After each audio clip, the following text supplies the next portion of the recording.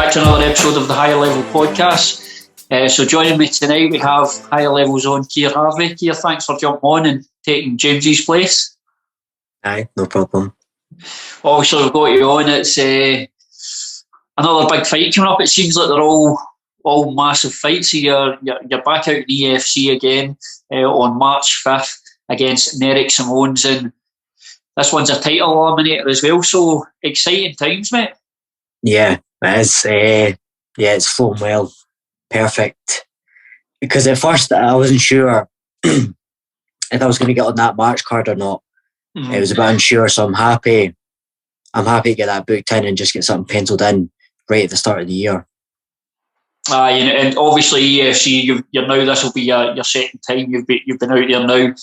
Yeah. And then we'll get into the fact that it's a title eliminator in a minute, but back out to EFC in March, out to South Africa, away from Scotland. We all love our country we live in, but I mean, we're in middle hurricanes and that, you know, so out to South Africa. I know it's all business, but it's a nice place to pop out to and fight, right? Aye, it is, mate. Me and Keir are definitely looking forward to going again. It's their summer right now too, so it'll be, I think they're maybe just like coming out of their summer, but still, it'll be sunny, it'll be hot. Alright, so obviously it's a good perk. It is a good perk. It's nice. It's one of the things that, like, you see the coaches, fighters, and that. It's got to be one of the reasons you do it as well. I mean, you get to go to places you might never have been to get to see the world. It's definitely one of the perks of being a fighter, I would say. Yeah, definitely. I couldn't have seen myself going to Johannesburg of all places. So it's fun. It's massive. We'll get on to the fight and all that, but I've obviously just been looking back over. Obviously, we've been doing interviews back and forth for quite a while now. So I've been looking back over your amateur career and everything. You were an amateur for a long time. You've now moved into the professional ranks, and recently especially, things are going to go better and better. But looking back over your amateur career, you were an amateur for a long time. A lot of experience, fought a lot of top amateurs in the UK, and it seems like all that experience you gain as an amateur, plus your time at higher level as well and other things, it all just seems to be clicking for you at the minute. Yeah, true, good point. It's funny, I'm at the stage now, I don't often even think back to my amateur fights. When you're doing them at the time, basically people always say, you know, it doesn't really matter if you win or lose, you're just getting experience, but at the time they mean so much to you. But looking back, it does just totally set you up, and from a young age, active as well, never like taking long breaks, always just win, lose or draw, getting right back in, getting experience. So that paired with eventually moving to a higher level, gaining that experience, and then I think refining all the skills with the kind of the potential that was already there has served me well now at pro. Because for me, obviously seeing how well you're doing now, and obviously the fighter you become now, kind of shows to me the value there is in fighting at amateur and testing yourself at amateur. Because obviously a lot of people now at amateur, we see records padded and stuff like that. Certainly not the case for yourself, but it does show the value of winning and losing as an amateur. And it seems to have obviously benefited you now moving into pro and now into a title eliminator EFC. Yeah, it's funny. That is something that's changed in the landscape. You're getting people being more cautious with the fights they're taking, even early on. But we had the approach. I didn't do as much down south, and it's evolved a bit. But in Scotland, just trying to fight the best guys I could, and the good English guys, loads of good Irish guys. You just never even thought about it too much. You were just always wanting good tests, or the way there was a good group of guys in Scotland back in the day. So the ones that were doing well, you kind of thought, all right, well, I want to fight them, and win, lose or draw, you know, just gain all that experience. It's funny because I think when you are an amateur and a younger amateur, you think, whoa, like you think about pro fights and you're like, whoa, that seems crazy, like miles away. But just getting to it now, it's just a natural progression. Like I kind of feel the same about back when I was fighting amateur, and similar feelings now. Like you know what I mean? It's more like in essence, it's the same thing. No matter like what's the surrounding, you go in the cage and fight. And from amateur now to pro, that was just a natural progression. Like I don't ever really look at I can like see how I've got here, you know. And it's just weird as well that watching you going for fighting, and then this is the step for every fighter in the world. You go for the fighting in the local shows, town hall, stuff like that, to obviously now out in Johannesburg, and obviously fought in Cage Warriors and stuff like that as well. How much are you looking forward to getting back out there for the UFC and fighting? Yeah, definitely. I'm looking forward because it's the biggest platform for me right now, especially early on in the year. It got me a fight straight away. You know, it's at the stage now, it's pointless to go back to those kind of local regional shows, even like down south. It just only does so much for you. So again, I had the opportunity to fight like back in there, fight in March on a good card, and build another fight towards the title. So perfect, just jumped right on that. And let's talk about the fact that it is a title eliminator now. I don't know how the landscape of the divisions is falling now, because I believe the current champion, Ronaldo Ekin, he's fighting in PFL, which is a weird scenario. I've not seen anything in the belt vacated or anything like that, but he's fighting in PFL, which I believe is actually not that long after yourself and Nerik are going to be fighting on the 5th. I know you'll be just focused on your fight at the moment, but have you heard anything about that? So I know Exon's on the Challenger series of PFL, so he's not in the tournament. Right. But okay. I think if he does well here, it's like qualifying for the tournament, and his match just against a kind of random American guy. I can see him doing well, especially in the PFL tournament. He's got all his fights in the UFC. He got quick submissions. He seems to have pretty good grappling.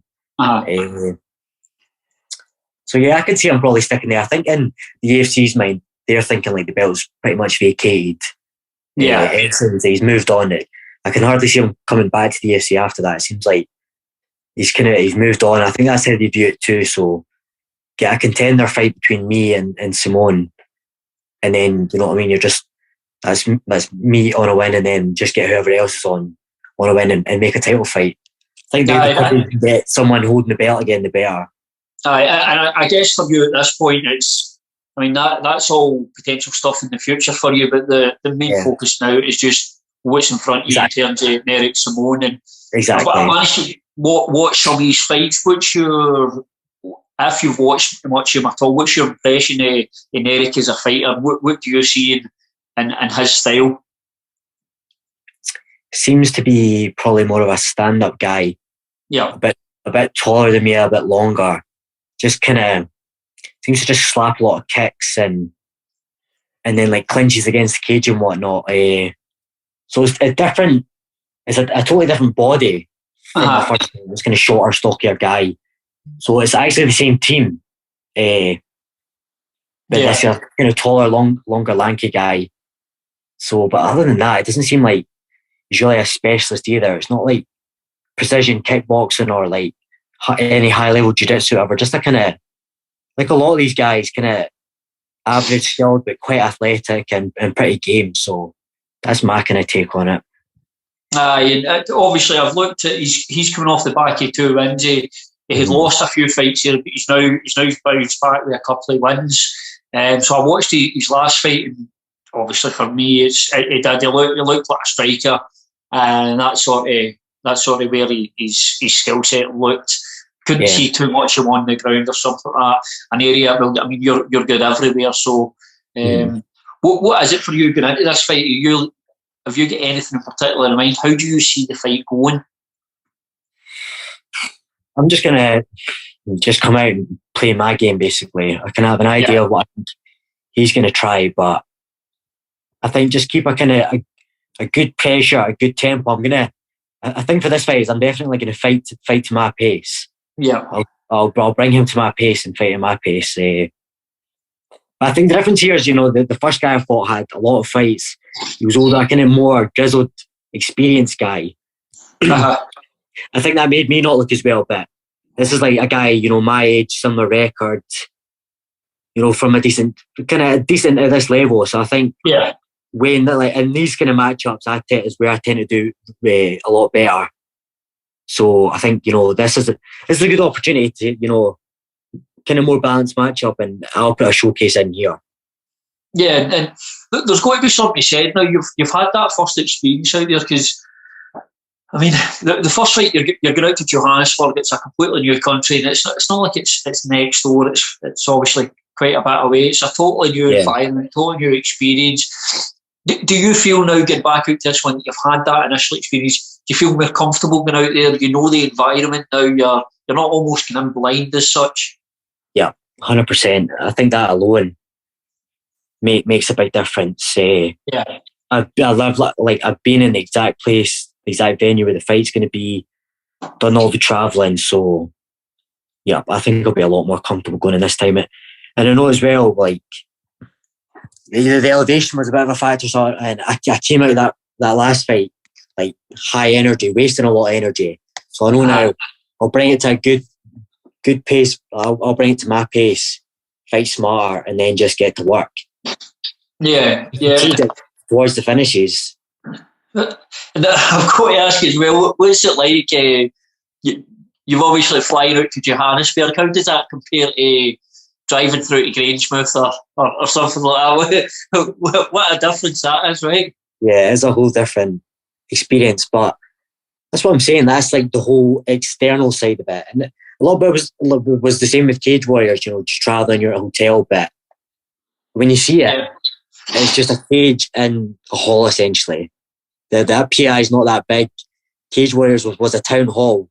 I'm like, when you strip it down, it's the same thing you've been doing for years. So anything else around it is just bonus and fun, and I think brings like a good atmosphere, brings good energy, which serves you well in the fight. But like I'm saying, in essence, you and this other guy just go in a cage and you fight. It all boils down to the same thing, really. Right, and obviously for any eagle-eyed viewers, James Dillon's just popped into the podcast there. So we'll just bring you in, and straight away, James. Obviously, Keir and myself have been discussing obviously his opponent, the upcoming fight. So we'll just, I know you'll have obviously looked at Nerik Simoes. Give me your thoughts on him as an opponent for Keir. He's a good.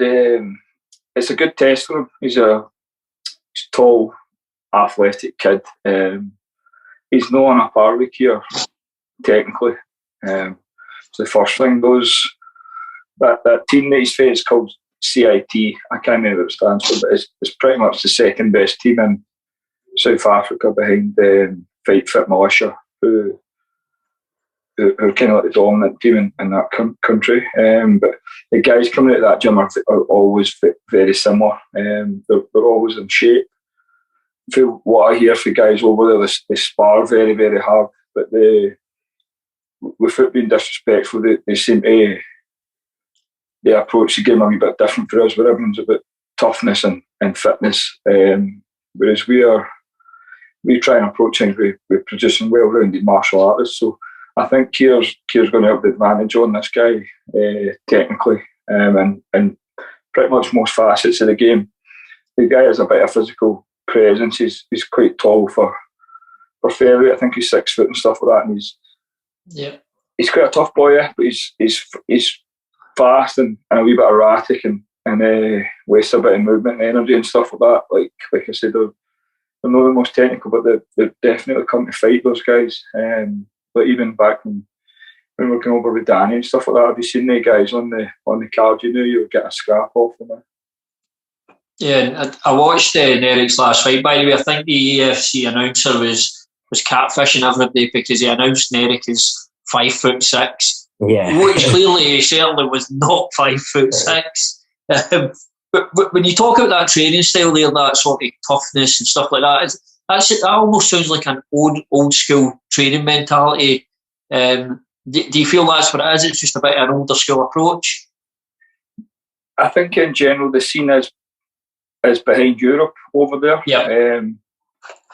You can't really put a number on it. At one point, when Danny was there, I felt like they were behind maybe about 5 years or stuff. But they've came on a fair bit since then. Obviously they're getting guys in the UFC and stuff like that now.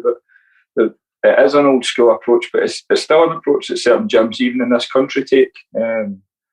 it's kind of like a sink or swim mentality. They're just the guys are probably sparring 3 days a week. They're not paying a whole lot of attention into technical stuff with their striking and their grappling and stuff like that. And it's an approach actually that we probably took back in the day, like in the early 2000s and stuff like that, where we maybe did different sessions during the day, but when we're putting everything together, we were pretty much just fighting each other, and it wasn't the smartest approach, but it has got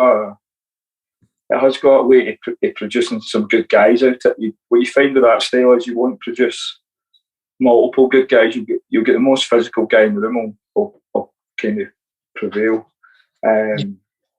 But it's still out there, that style, man. You hear back stories like Militich's gym and that back in the day, and these famous gyms that are, well, you should see how the sparring goes. There's somebody getting knocked out every night and stuff like that. And that was kind of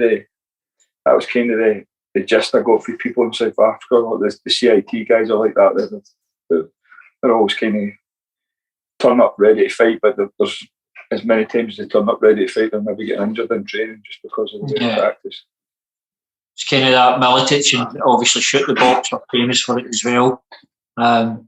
But see something else, James, I just mentioned to Keir. I kind of brought up his amateur record and his amateur fights as well, because I always thought like Keir, always fought the best guys about, and he was very, very active as an amateur and fought for a while as an amateur. That coupled with obviously coming over to yourselves and adding to what you already had, it seems to all be benefit Keir now going forward. And how much emphasis do you put in that experience as an amateur and fighting a lot and fighting good guys as well? How much do you think that plays into it, as well as obviously everything else he's done plays into where he's at the moment? It's massive, that stuff. You can't put a value on it, to be fair. There's only certain guys who can skip that stage out and go on to do well. But like obviously I knew Keir before he came higher level. He was on shows that we were at and stuff like that, and I always thought he was a bit older than what he was, but I knew he was like a busy fighter, and he wouldn't have turned on a fight. Do you know what I mean? I know he was quite keen on messaging people and calling them out and winding people up and all that shit behind the scenes, so, and quite public about it as well. But it's definitely paid off, man. You can see it. Like he's even so early on in his pro career, the amateur stuff's paid off massively. He's been exposed to a lot of different styles, a lot of different problems as an amateur that's helped him as a pro. He's had the fight camps, he's done the walks, he's been in, he's won fights, he's lost, he's been in good situations, bad situations. You know what I mean? He's covered a lot of stuff that there's probably not a lot that can go on in the cage now that he's not seen because of the combination of his amateur career, his pro fights, and what he's getting exposed to in the gym now as well. It's definitely the right path for most of these young fighters. It's certainly done with Stevie McIntosh and Callum Murray. They both had close to 15 amateur fights, and then even with Mark, who stayed amateur when he could. Mark could have turned pro when he very first came to higher level, to be honest, and won fights. And we're still doing that now with like guys like Logan and McGonigal and Sean Clancy and stuff. It's just an apprenticeship that you get in any other combat sport, like in boxing and stuff like that. Do you know what I mean? There's levels where you come up through before you start getting into the kind of higher echelons of the sport. So it's paid off for them. Yeah, and obviously with yourself, you're obviously Keir's getting off to Johannesburg, and you're heading out to Singapore Saturday. So obviously, I don't think you'll be sightseeing or anything like that in Singapore, or you basically just be got to stuck around then. I thought we were actually getting out there, but they came and told us because at one FC or one championship last week, John Lineker was on the card and his bout got pulled because somebody's got COVID in the hotel. I don't know if it was him or his I think it was Lineker actually. So the fight's still off the card. So I think they've changed the protocol a wee bit now. So we're getting a PCR test Friday. We fly Saturday. We get tested in Singapore airport. So we're going to get kept in the airport for 3.5 hours, and then straight to the hotel.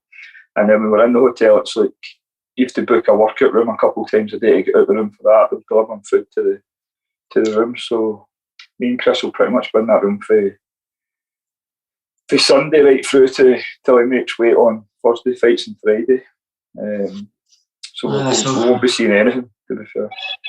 The glamour of the international jet setting doesn't seem to be there on the Singapore trip, I'm afraid. It's a pain because Singapore was beautiful the last time I was there.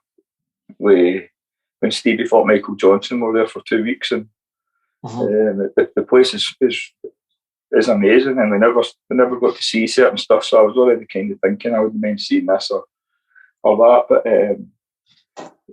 we'll just do what we can do. There's a lot of good fights to catch up with, which is good. So when we get there, I can catch up with the Amir Khan Kell Brook fight, and there's some other fights coming up. Obviously, I'm going to miss Sean's fight Saturday, so I think I'm going to try and watch that in the airport at Amsterdam. I'm waiting on a connecting flight, but we'll keep busy, man. We'll just train and take it from there. And for you, Keir, obviously it'll be yourself and Kieran Reid going over. Yeah.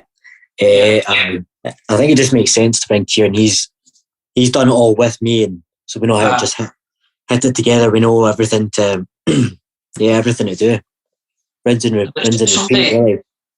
For the outside looking in, for maybe people that are not involved in the sport or don't pay attention too much to the sport, when they see that two former opponents now you've got your former opponent cornering you, and he's a teammate, and it's not a lot of people would get that, but it seems to be working well for you, that as well. Well, bro, that's really the essence of martial arts in a lot of ways, that, isn't it? And in a sense, that's why we maybe get on so well now. We already knew each other quite well, like almost personally, and then he became a good training partner, a good friend. So yeah, between like Kieran and Mark, they're like maybe the two. I'm like, you know what I mean? You can, if you get someone else coming with you, you maybe you'd act a bit different. You can't be yourself, but I feel like Kieran just gets me, like my sense of humour and that. So we just get on great. It works well. Kieran Reid as well. I don't know. This is just an observation. It might be wrong, James. You can correct me on this, but Kieran seems to be very similar in the way he approaches MMA to Keir. It's almost like you think very similar about the sport. Am I off on that, James? I think they both tell you aye. They're similar in some respects to there is some similarities there and stuff like that. But the thing with Kieran is he's developing into a really, really good coach. He's been coaching the university club at Strathclyde Uni for about 3 years now. He's obviously had 7 or 8 amateur fights. He's decorated in jiu-jitsu. He won the Euros at purple belt. He's a brown belt in jiu-jitsu, but he's been exposed to a lot of very, very good coaches. He spent a lot of time at Jackson's, working with the coaching staff there. He's took to do with guys and that before, but everybody thinks Keir's about the same age, but I think Kieran's about 28 or 29. He's not as young as Keir, but I want him to get experience as a coach, because it seems to be the direction he's pushing into that. I think if it wasn't for COVID, Kieran would have been on, had some pro fights and stuff like that. But the COVID thing's kind of stunted that, and he seems to be pushing back towards jiu-jitsu now. I think he's going to compete at brown belt and stuff like that. He's been spending a lot more time in the gi, and he's been working more with Shea and like Cammy Donnelly for his no gi stuff. But he is a very good coach, man. He's got a good eye for the game, the same as Keir. I've mentioned this before about Keir, how he's an intelligent kid. It's a fight IQ thing that both of them have got that certain fighters don't have, and you tend to get that in guys who don't rely heavily on being the most athletic guy on the mat, and they need to be smart and they need to be tricky and stuff like that. So in that respect, they're very similar. And then, like Keir said, they pair off pretty well. They do work well together. Eh? And see, I thought Kieran Reid was maybe angling for MasterChef or something like that recently with the pictures and the post. He seemed to be doing that a lot. I thought he was maybe trying to go on that show. If he got offered it, would he take it, Keir? Would he jump right on that? Do you know, he probably would, but I think the main thing with Kieran is, like, I just feel like he's on the ball with everything. Like even the first time I went, but like, you know, the tests and flight times, like I was joking, he was like my dad, because I didn't even really need to do anything. He would just tell me what was going, where we had to go in the airport.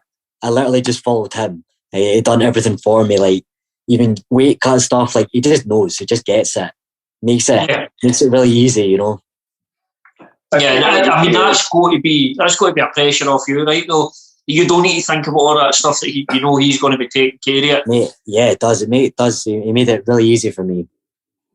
That's part of coaching that bit. It's like definitely people don't think about that. It's like, see these guys that, let's say Keir's fighting on Saturday night and the coach turns up half an hour before the fight. Do you know what I mean? It's like, the coach needs to make it as easy as possible for the athlete that week, especially with the travelling and everything that's going on now with the testing and shit like that. So they kind of have to. Too many people think it's maybe just what's going on in the gym or the holding pads bit or going away at the hotel with them. But like I know for a fact Keir will be making everything as easy as possible for Keir. So all he has to do is focus on his job, which is turning up, making weight, and then performing. And again, Kieran is like that. And the other thing with him is he doesn't take any shit. Kieran, he's one of he'll stand if something's not right, he'll say something. The same way Keir would, but it's not his place to do that on fight week. So you need to know that there's a guy there with him that if there's fucking about with the scales or whatever, Kieran will pull on it straight away. Do you see that for Kieran then? Do you see that as where he's going to end up as a coach? Or will we see, do you think we'll see Kieran fighting MMA again? Or maybe fighting a pro fight? I don't think so. I think he's investing in the coaching thing big time now, man. He's built up a good wee group of PTs. He's coaching at hours. He covers when I'm in Singapore. He'll be covering sessions, and it means he doesn't need to. It's quite unselfish. You know what I mean? He'll give up his time so that he can be studying stuff and studying the game and planning and looking into coaching. Whereas if he was wanting to compete as a pro, then that eats up all that time. But I think he's definitely going back towards the jiu-jitsu route, probably looking to compete at brown belt and push on towards getting his black belt. His jiu-jitsu is very, very good. But I think he could. I think if he wants to, he can make a decent living as a coach and eventually go on and have his own place. You know what I mean? He's shown signs of being a very good coach now. He's one of. There's a handful of guys in the gym, if they come up to me and they're like, "Have you seen this technique?" or "Do you want to try this?" and stuff like that. Kieran's one of the guys that I'll always listen to. Do you know what I mean? You said something else here that I'd like to just come back on, and it was about that aspect of coaching and fighting. How difficult a balance is that to strike if you've got guys you're coaching and you're trying to fight yourself? There's very, very few people can do them both at an elite level, never mind a good level. It's two completely different skill sets. And the main thing with it is if you're a fighter, you have to be very, very selfish. Like you have to be for the period of time that you're fighting, whether it's 5 years or 15 years, you need to be a selfish fucker. Whereas if you're a coach, coaches are the most unselfish people ever. Like they're always doing stuff for everybody else. It's always about giving. They don't get much back. A lot of coaches do. So it's very hard, man. You couldn't name me 10 guys who do it at an elite level, who coach, legit coach. And compete at elite level. I know guys will mention guys like James Vick and stuff like that, but his career's kind of he's almost finished his career. If he's fighting now, it's just for fights. He's not like making runs at belts and stuff like that. And there's maybe one or two others, but it's virtually impossible, man, just because of the time constraints. And that was something I became very aware of in about 2010, where I was still fighting at that point on big shows. I think I was still ranked in the top 5 in Europe, but I also had like Graham Turner, Martin Delaney and Joanne all matched in the top 5 at Europe at their weight classes. They're pushing on, obviously, for world title fights at Cage Warriors. Martin's went on to the Ultimate Fighter. She's went on to UFC, being ranked number 2 in the world. And you just can't do it. It's like, do I train or do I coach this fighter who's probably going to surpass me? So it's at some point you need to make that decision if you're doing both. But for me, it was like, you can either be world class at one of the two of them. It's very, very hard to be world class at both. How difficult a decision was that to make, though? Because I don't imagine that's an easy decision to make. It must be one that gave you sleepless nights. I think at the time for me it wasn't that hard one, because just because those guys that I mentioned, and then 2013 I also had Stevie then as well, so you could see the potential in these guys, and they're all like, Martin was closer to my age, but he started late, but the rest of them were like 10 years younger than me and had more time, so it wasn't that hard a decision. And by then I've been competing since I was about 17 and had about 60 fights, so it got to a stage where I was like, I've kind of reached my ceiling here. They never had bantamweight in the UFC at that point, so kind of Cage Warriors and Cage Rage and stuff like that was the top end for me, so it wasn't that hard a decision. It is something I think back on. I've just or patched the coaching and just been like, I'm just going to keep another run at this for a couple more years. But it was mostly an age thing with me. I think I was like 35 then, so it could have been worse. If I was 25, it would have been worse. But it was a big decision. But I'm sure all the guys know, all the guys that come through and benefited. Yeah, it all worked out. And that decision was a while ago. It's how quickly time moves on. The gap between fighters was 10 years then. It's grown bigger since then. It's crazy. I sometimes feel like I'm in a different fucking world when I'm in the gym with these guys that are Keir's age, and I'm like, they don't get your references and stuff. I'm like fucking coming up with Father Ted references, and they're just like, what the fuck's Father Ted? The big thing I get with them is like, people are like, what band's that? And I'm like, it's fucking Nirvana. I'm like, what music you listen to? I'm like, it's the biggest rock band in the world. In 1996 maybe.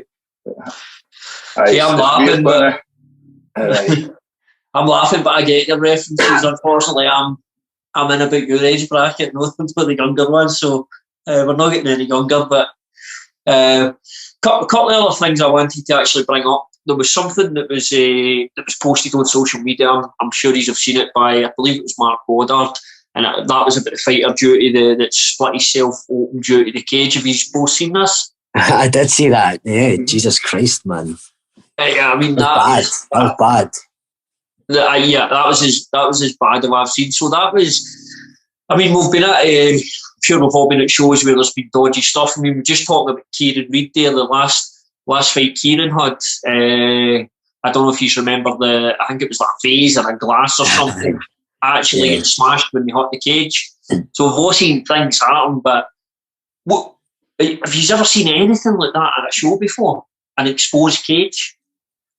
It happened at, you'll find it if you Google it. I can't remember the show in the South England, but it happened to Billy Harris, who went on in the UFC, or Phil Harris. He used to be called Billy Harris, but he knocked his cell out against the cage. I think he was fighting Mikael Hammersmith, feather or bantamweight, and he's shot, and it's very similar. The cage pole, the pad had moved, and the fight ended really quick because he knocked his cell out on the fence post. I don't know if that was a shock and awe show or something. It was one of these shows down. It wouldn't have been shock and awe back then. It was one of these shows in the south, but I've seen everything. I've seen fighting in Antrim and just outside Belfast, and I think it's called the Elk nightclub, and it was in a boxing ring at the time. But if you look up, there was a balcony the size of the dance floor, so these people were standing and just pouring beer into the fucking into the ring when you're grappling and stuff like that. I seen somebody a drunk guy getting in a boxing ring at Arlow Town Hall one day during one of the infamous raffles, and I think he went a signed picture of somebody and smashed the fucking thing in the ring. So we had to get him out the ring, sweep the ring, hoover the ring, and then bring out the next fight. And there's people taking each other down on this canvas that's got broken glass on it. But that one was pretty horrific, man. I've seen guys getting their ears done in cages and stuff like that. Like, what happened to Leslie Smith that time and stuff. But that one was that one looked a sore one. Yeah, and here I'm sure you saw a few things at some shows. Mate, I've seen some like nothing with the cage. I didn't think. Aye. God, I've not seen as much fights as him, but it's crazy, isn't it, mate? Fucking anything can happen. To be honest with A you, big bad one. Something that hand wrapped, you see, you're like, fucking hell. to be honest with you, I've been to some shows where the best fight for me in the cage. Aye, I've seen a lot of fights in the crowds. Mate, almost every show you that usually happens. Aye, I'm not going to mention the fighter here, but I've seen a show was at great knockout in the cage, more impressive knockout outside the cage. I won't say too much more on that. So we'll wrap on that one. So obviously, Keir, best of skill come up March 5th. Look forward to seeing the fight, and then obviously seeing who you're going to get for the title following after that. Yes, sir. That's it. Ready to go, mate. I'll do what I do. And James, obviously, we'll set something up for when you're out in Singapore if we can figure out a time difference with Chris. 8 hours. 8 hours ahead or behind? I'll be ahead, so I'll be dinner time and you're having breakfast almost. Aye, we can probably make that. We'll make that work. So we'll finish on that, and just obviously for everybody watching, Keir Harvie fighting Nerik Simoes, and that's on the 5th of March, and that's on AFC 92, and that fight's a title eliminator. So tune into that one.